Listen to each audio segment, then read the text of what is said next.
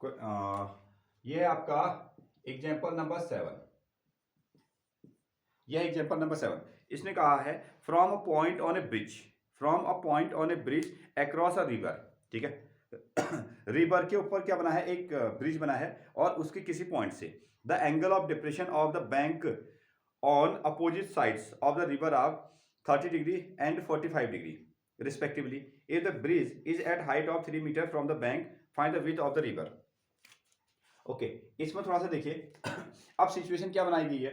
Situation ऐसी है, यहां नीचे से क्या है, एक नदी बह रही है ना, ये नदी बह रही है, तो ये इसका एक साइड हो गया ये इसका दूसरा साइड हो गया। बैंक ऑफ रिवर, एक बैंक ऑफ रिवर एक साइड और ये दूसरा साइड हो गया। क्लियर है। इसके ऊपर से यहां बनाई गई है ब्रिज, यहां आपको क्या है, ब्रिज है। और आप क्या कर रहे हैं, आप ब्रिज में कहीं पर को भी किसी पॉइंट पर ब्रिज पर खड़े हैं, ब्रिज पे खड़े, आप ब्रिज पे खड़े हैं, ये नीचे नदी है, ये नदी का एक किनारा और ये दूसरा किनारा हो गया bank of river, bank of river. ठीक है। एक बार आपने क्या किया, एक बार आपने इधर की ओर देखा, इस किनारे पर देखा, और एक बार आपने इस किनारे पर देखा, ऐसा कह रहा है। फिर से from a point let a point is a, from a point on a bridge across a river. ठीक है, नदी के ऊपर जो ब्रिज बनी है उसकी किसी पॉइंट से आप क्या कर रहे हैं, खड़े हैं। The angle of depression of the bank of opposite sides of river are. ठीक है, बैंक ऑफ रिवर के अपोजिट साइड्स में दोनों ओर आपने देखा, दोनों ओर देखा, तो उसमें एंगल ऑफ क्या बना, डिप्रेशन, एंगल ऑफ डिप्रेशन। जब आप यहां खड़े हैं तो इधर देख रहे हैं, तो एक लाइन ये आपकी नजर है, तो दो लाइन हमको चाहिए। ठीक है, तो यहां एंगल कितना बन गया, 30 डिग्री। यहां एंगल कितना बना, 30 डिग्री। जब आपने इधर से इधर देखा तो यहां एंगल कितना बना है, 60 का, एक लाइन ही होगी, ये आपने ड्रॉ की तो एंगल कितना बन गया, 60। ऐसी कहानी। नेक्स्ट वन, अब ये चीजें क्या है, देखो ये पूरा जो सरफेस है ये एक दूसरे क्या हो गया, पैरेलल हो गया, इसको हमने क्या कहा, ट्रांसवर्सल। और अगर ये 30 है तो ये एंगल कितना हो जाएगा, 30। एक चीज ये मिला है। दूसरी चीज दिस वन, ये एंगल अगर 60 है तो ये भी कितना हो जाएगा, 60 हो जाएगा ना।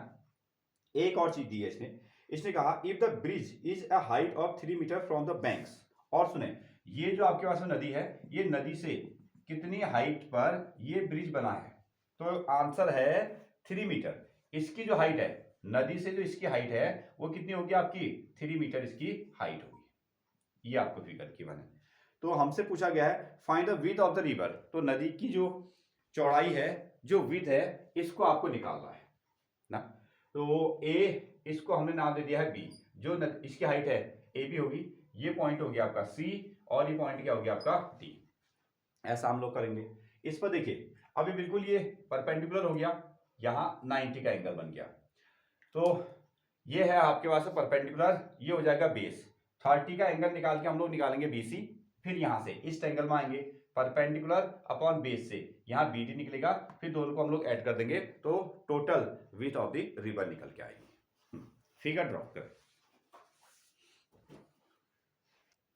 तो इसमें आप नोट कर सकते हैं, जैसे ए बी क्या है, हाइट ऑफ द ब्रिज, पहली चीज आपको क्या मिली, that is height of the bridge.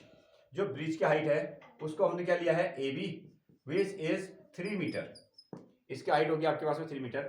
ठीक है, विथ, और दूसरी चीज होगी आपके पास में विथ ऑफ द रिवर, जो रिवर है उसकी जो चौड़ाई है दैट इज सी डी, और ये आपको फाइंड करना है ना, ये आपको फाइंड करना है। इस तरीके से आप इसमें निकाल सकते हैं एंगल्स। और जो आपके पास में एंगल ऑफ डिप्रेशन बढ़ रहे हैं दैट इज कितना है, 30 डिग्री एंड 60 डिग्री, ये एंगल ऑफ डिप्रेशन हो गए। Now so in triangle A B C, triangle A B C, यहां यूज कीजिए tan theta, tan 30 degree is equal to कितना आएगा, perpendicular A B upon perpendicular A B upon base कितना हो जाएगा, B C. Ten 30 की value 1 upon कितना, √3 ना, हाँ यहां पुट कर दो 1 अपॉन √3।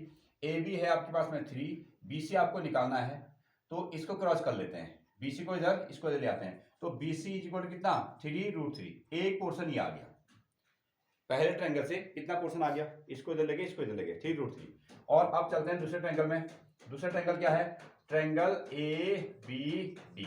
अगेन यहां कितना बन रहा है, 1060, परपेंडिकुलर कितना है, ए बी, बेस कितना हो गया, बी डी, और tan 60 की वैल्यू इसका उल्टा √3, और ए बी कितना है 3, और बी डी कितना आ गया, इस बी डी को हम लोग यहाँ रखते हैं। नाउ इसको यहाँ पुट करो तो बी डी इक्वल कितना आएगा 3/√3, 3/√3। नाउ ओके, अब हम लोग ना इसको रेशनलाइज कर लेते हैं, तो 3/√3, √3 से ऊपर ही मल्टीप्लाई करो, √3 से नीचे मल्टीप्लाई कर दो, ये आ गया आपके पास में। अब इसमें देखिए 3√3 ऊपर आया, और √3 और √3 का आंसर कितना होता है 3, इतना हो गया, और इस 3 में से इस 3 को कैंसिल आउट करो तो कितना आया √3, ये वैल्यू √3। तो BC की वैल्यू कितनी आ गई 3√3 आ गई, और इसकी वैल्यू कितनी आई है √3, ठीक है। हाँ, अब इन दोनों को ऐड कर देना, BC और BD को दोनों को ऐड करो, √3 की वैल्यू भी रखना 1.73, हाँ √3 की वैल्यू को 1.73 रख के कंप्लीट आंसर निकालना। अब दोनों को आपको ऐड करना है, देखिए कितना आंसर आता है लगभग। तो कैसे आप इसको ऐड कर रहे हैं,